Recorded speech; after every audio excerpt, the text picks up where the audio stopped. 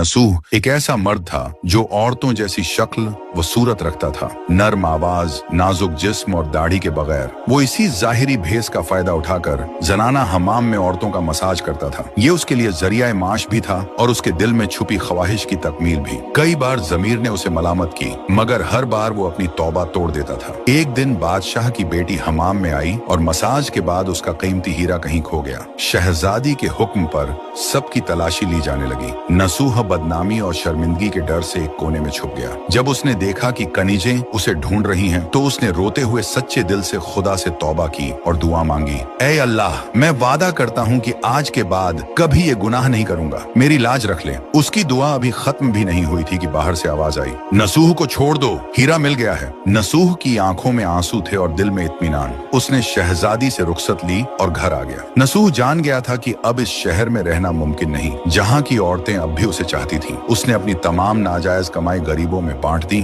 और शहर छोड़कर एक वीरान पहाड़ी पर चला गया। वहाँ वो अल्लाह की इबादत में मशगूल हो गया। एक दिन उसे एक भैंस नजर आई जो घास चर रही थी। उसने सोचा कि ये किसी चरवाहे की होगी और जब तक उसका मालिक न आए वो इसकी देखभाल करेगा। कुछ दिन बाद एक तिजारती काफिला रास्ता भूलकर वहाँ पहुंचा। प्यास की शिद्दत से निढाल ताजिरों को नसूह ने अपनी भैंस का दूध पिलाया और सबको सैराब कर दिया। नसूह के अच्छे अखलाकन से मुतासिर होकर ताजिरों ने जाते हुए उसे बहुत सारा माल बतौर तोहफा दिया। नसूह ने इन पैसों से वहाँ एक कुआं खुदवा दिया। आहिस्ता आहिस्ता उस कुएं के इर्द गिर्द लोग बसने लगे और इमारतें बनने लगी।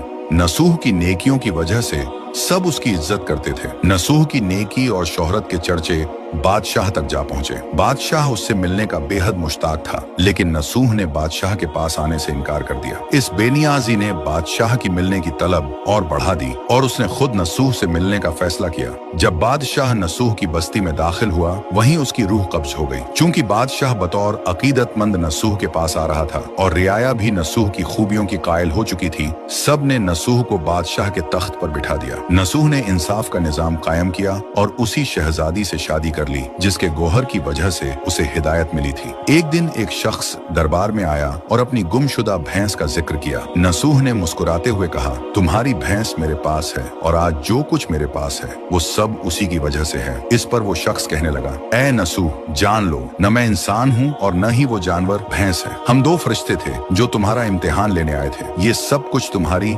सच्ची तौबा का नतीजा है। ये कहकर वो दोनों फरिश्ते नजरों से गायब हो गए। इसी वजह से सच्चे दिल से की गई तौबा को तौबा नसूह कहते हैं।